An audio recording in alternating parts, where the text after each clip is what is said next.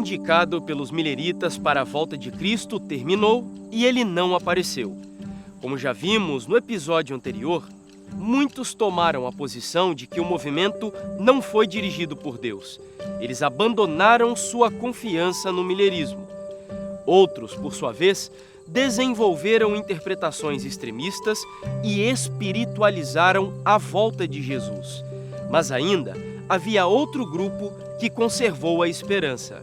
Este último grupo acreditava que a palavra de Deus não poderia falhar. Uma impressão geral pairava nas suas mentes, a de que o movimento do 7º mês estaria nos planos de Deus e aqueles que se tinham envolvido nesta obra tinham agido de acordo com os planos de Deus. O que aconteceu exatamente em outubro de 1844? Algo estaria errado na interpretação da profecia? Onde estaria o engano? Olá, eu sou o Ruben Fernandes. E eu sou Jefferson Araújo. A nossa jornada de hoje será incrível. Vamos atravessar as nuvens, cruzar o reino dos céus e contemplar a Jesus Cristo para descobrir o que realmente aconteceu em 22 de outubro de 1844. Fique conosco até o final e você entenderá. Chegou a hora de recomeçar nossa viagem pela história do cristianismo e do grande conflito entre o bem e o mal.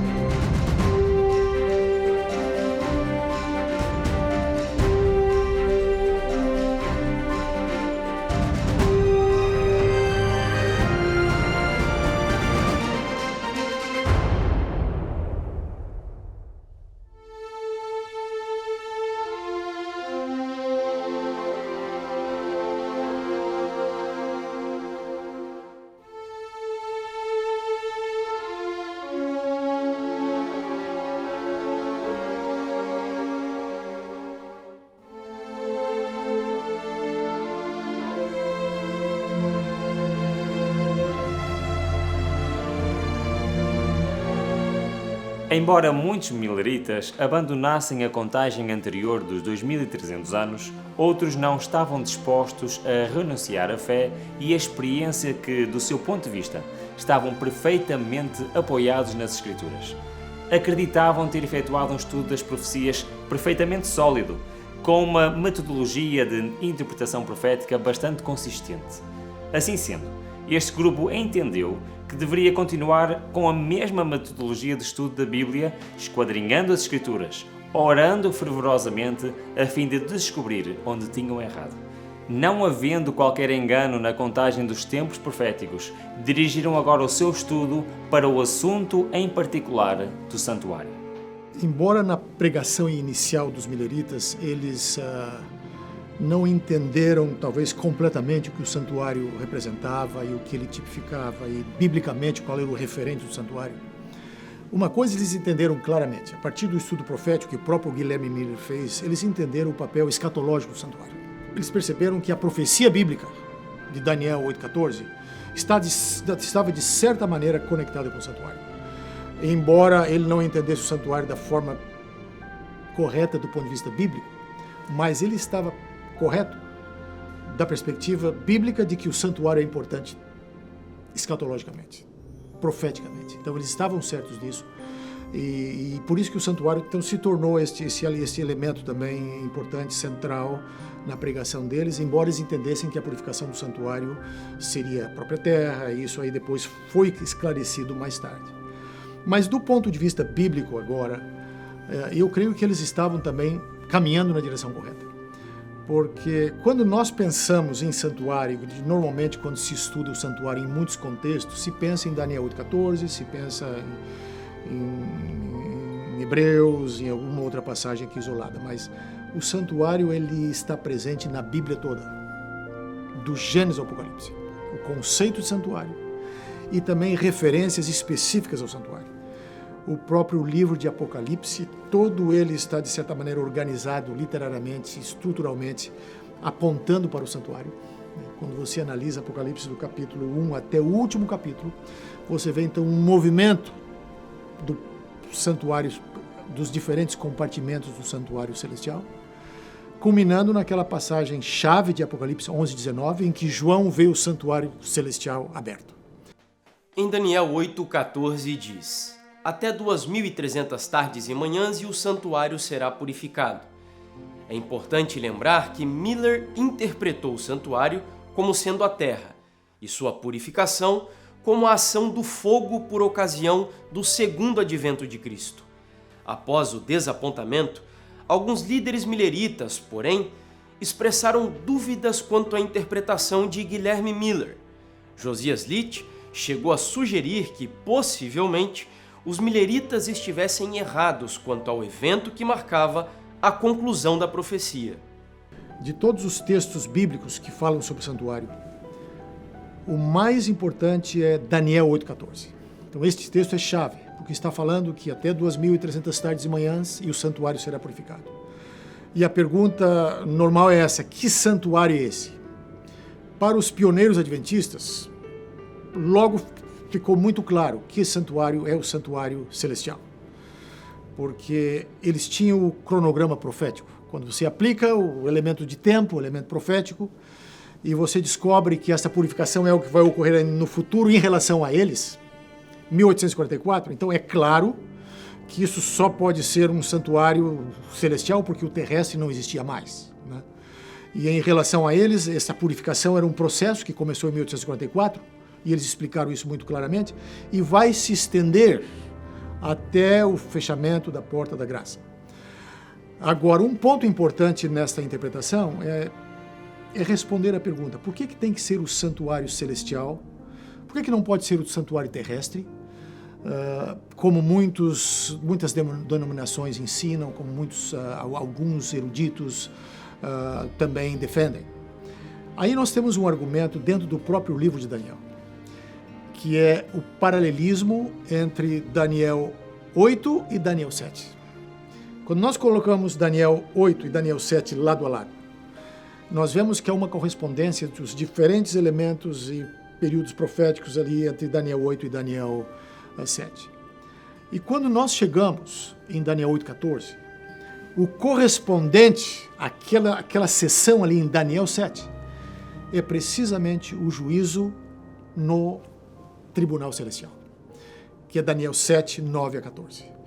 Quando o ancião de dias se assentam, ali livros, e agora o Filho do Homem vem até a presença do ancião de dias, os livros se abrem para iniciar um julgamento. Esta sessão, este segmento de Daniel 7, na estrutura literária de Daniel e dos dois capítulos, quando você põe lado a lado, corresponde precisamente ao processo da purificação do santuário celestial.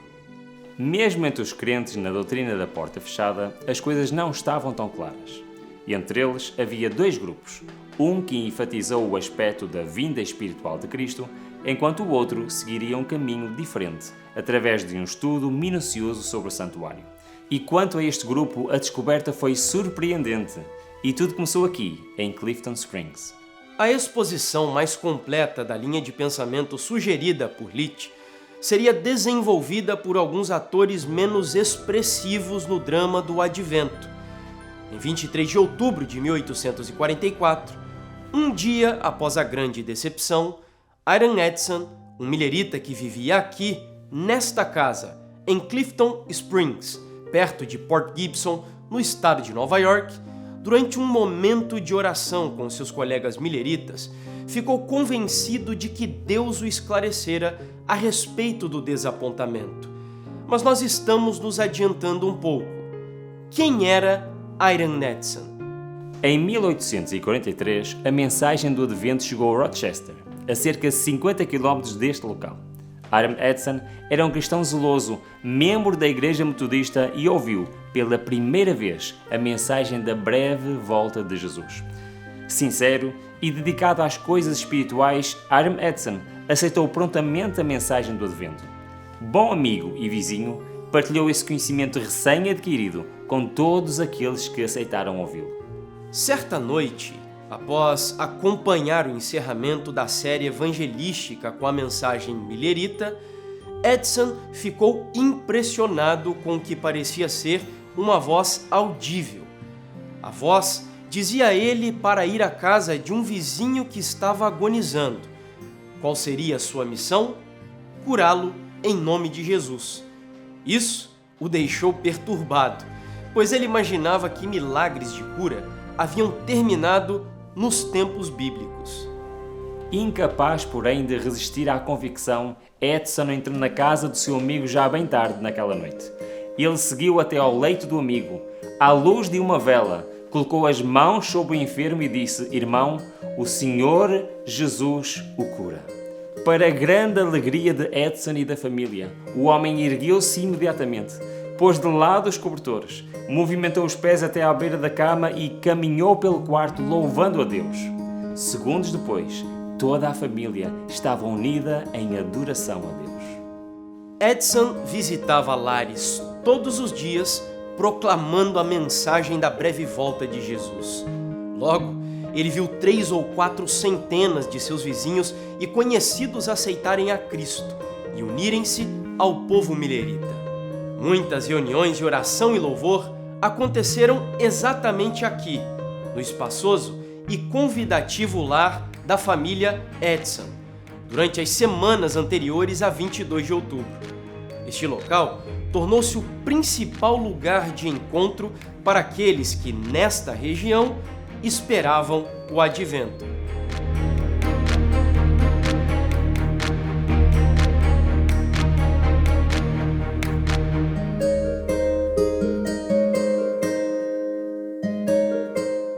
O dia 22 de outubro de 1844 começara claro e limpo aqui em Clifton Springs. Os fiéis que moravam nestas redondezas reuniram-se aqui, no lar de Hiram Edson, para se encontrarem com Jesus que, segundo a sua crença, regressaria neste dia. Desde o nascer do sol, começaram a chegar as carroças, as carruagens cheias de milleritas sinceros, homens, mulheres e crianças ansiosos por testemunhar o retorno de Cristo. Ao longo do dia, eles vigiaram e aguardaram alegremente, cantando hinos e lendo promessas e profecias da Bíblia uns aos outros. No entanto, ao entardecer, o sol desapareceu por trás das montanhas e as esperanças deles começaram a ruir. Eles aguardaram bravamente até a meia-noite. Ao soarem as 12 badaladas no relógio, a família Edson e seus amigos, tal como os milleritas por toda parte, contaram as batidas com o coração angustiado. Quando nada mais se escutava senão o ritmo costumeiro do tic-tac do relógio, eles caíram em si e notaram que o dia havia passado. O desapontamento era real. A família Edson e todos os amigos que estavam com eles ficaram arrasados. Qual teria sido o erro? Seriam falsas as profecias? Deus não teria dirigido este movimento? Hiram Edson explica-nos o sentimento de grande decepção de todos eles. As nossas maiores esperanças e expectativas foram destruídas. Um espírito de pranto tomou conta de nós como nunca tínhamos experimentado. Nem mesmo a perda de todos os amigos terrestres se podia comparar a este desapontamento. Chorámos compulsivamente até ao amanhecer.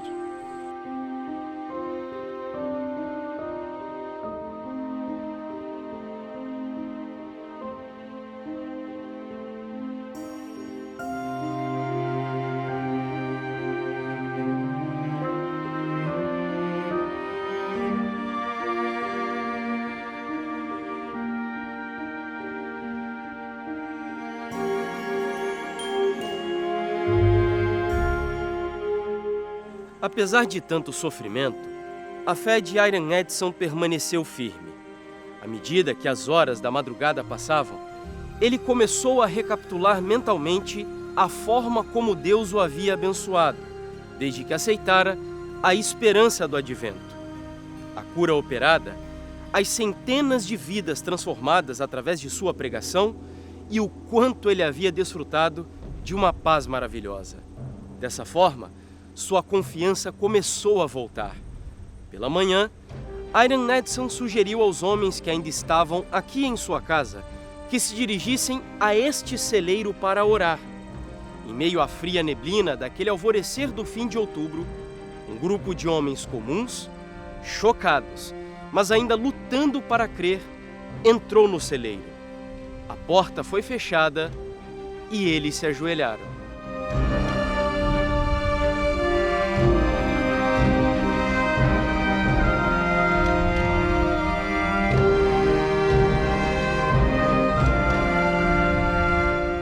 Não sabemos exatamente o que foi dito aqui neste celeiro, mas falando sobre essa experiência, Edson afirma: continuamos em fervorosa oração até ter sido dado um testemunho do Espírito de que as nossas orações foram aceitas, de que luz seria dada, o nosso desapontamento é explicado, ficando tudo clarificado de forma satisfatória. Ao se levantarem da oração, eles tiveram a certeza que foram ouvidos e de que havia alguma explicação para o seu desapontamento. Foi neste momento que Hiram Edson sugeriu a um dos seus amigos, muito provavelmente Owen Crozier, que visitassem alguns vizinhos mileritas, a fim de encorajá-los com a sua confiança renovada.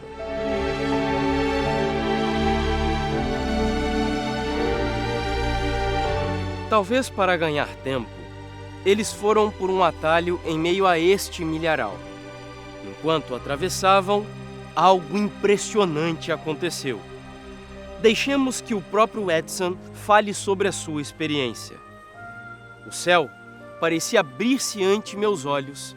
Vi clara e distintamente que, em vez de nosso sumo sacerdote haver saído do lugar santíssimo do santuário celestial para vir à terra no 10º dia do 7º mês, ao final dos 2.300 dias, ele, pela primeira vez, entrava nesse dia no 2º compartimento daquele santuário, e que ele tinha um trabalho a realizar no lugar santíssimo, antes de voltar à terra.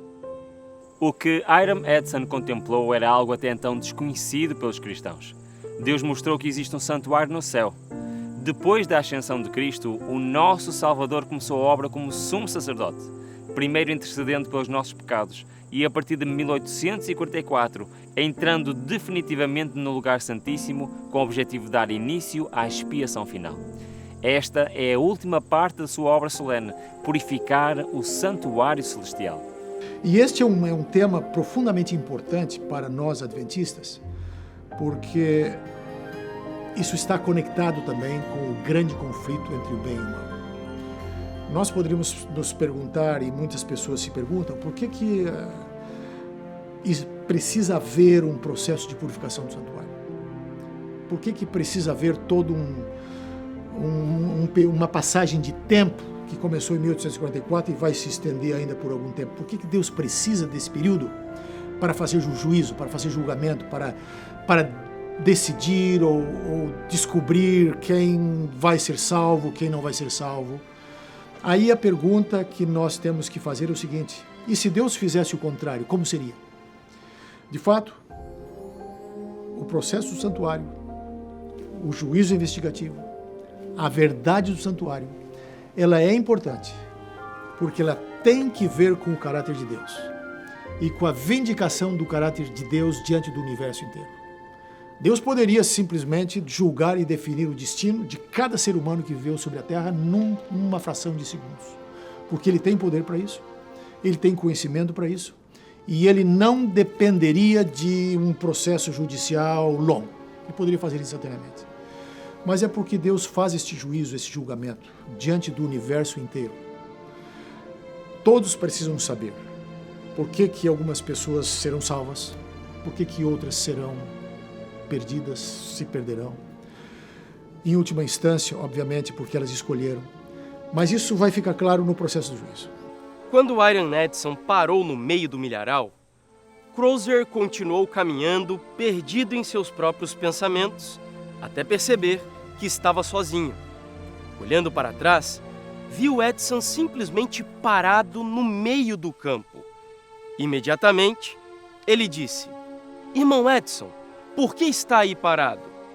Hiram Edson então replicou: "Deus está respondendo a nossa oração da manhã, dando luz acerca do nosso desapontamento." Hiram Edson não estava a inventar uma desculpa ou a desvendar algo que não tivesse apoio nas Escrituras.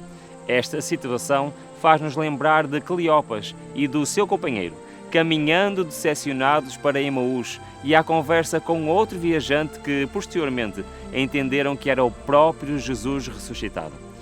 No final desta esclarecedora conversa, foram repreendidos por Cristo pelo facto de não crerem em tudo quanto os profetas tinham escrito a respeito do Messias. A mensagem estava revelada nas Escrituras e eles não perceberam. Tanto os discípulos quanto os mileritas passaram por alto ou não compreenderam declarações contidas na Palavra de Deus. A verdade a respeito do ministério de Cristo no Santuário Celestial, que Iron Edson e outros descobriram, estava na Bíblia, mas ninguém tinha encontrado. Pouco tempo depois, enquanto os dois amigos estudavam mais, Edson abriu a Bíblia casualmente em Hebreus capítulos 8 e 9, onde ele achou a confirmação do conceito de que o santuário a ser purificado não era nem a terra nem a igreja, mas, em vez disso, o templo celestial, do qual o terrestre tinha sido apenas um modelo. Durante os meses seguintes, Edson, Crozier e o Dr. Franklin Hahn levaram avante um estudo abrangente do santuário e do sistema sacrificial de Levítico e Hebreus. Eles se convenceram de que ali estava a chave para a compreensão do que havia acontecido em 22 de outubro de 1844. Neste contexto do Santuário Celestial, especialmente passagens importantes no Novo Testamento, eu gostaria de destacar também aquilo que o livro de Hebreus explica sobre o santuário.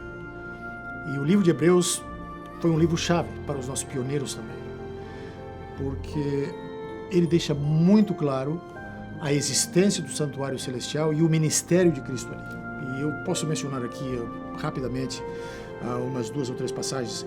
Hebreus capítulo 8. Aqui, por exemplo, o apóstolo diz: ora, o essencial das coisas que temos dito é que possuímos tal sumo sacerdote, que se assentou à destra do trono da majestade nos céus, como ministro do santuário e do verdadeiro tabernáculo que o Senhor erigiu, não o homem.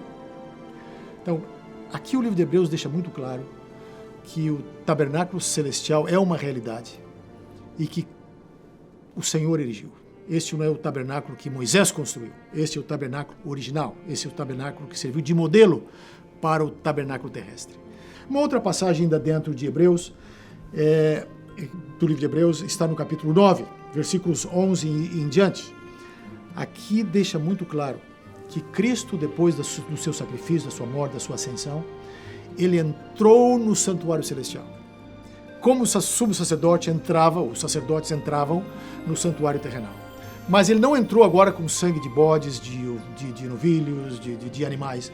Ele entrou com o seu próprio sangue para fazer expiação por nós. Então, voltando agora ao ponto original, nós temos dezenas, temos pelo menos 40, 50 passagens explícitas somente no Antigo Testamento, que falam do santuário celestial. E no Novo Testamento nós temos livros quase que inteiros que se referem aos santuários e que dependem dessa noção do santuário celestial. Um deles é Hebreus, que eu mencionei antes, e o outro é o livro do Apocalipse. A mensagem do santuário celestial permitiu explicar o desapontamento e providenciou uma estrutura teológica que permitia a este grupo de mileritas avançasse para o futuro com segurança. Cerca de um ano após a experiência aqui no Milharal, as conclusões de Hiram Edson e dos seus companheiros foram divulgadas no Daystar, uma publicação milerita sob o título A Lei de Moisés. Através da Bíblia, propuseram uma explicação lógica e consistente para o que acontecera a 22 de outubro de 1844, identificando perfeitamente qual o santuário que deveria ser purificado. Desta forma, o estudo confirmou a compreensão de Edson aqui no Milharal, a 23 de outubro, no dia seguinte ao grande desapontamento. Assim, pela primeira vez, os conceitos relacionados com o santuário celestial eram agora explicados a grande número de mileritas.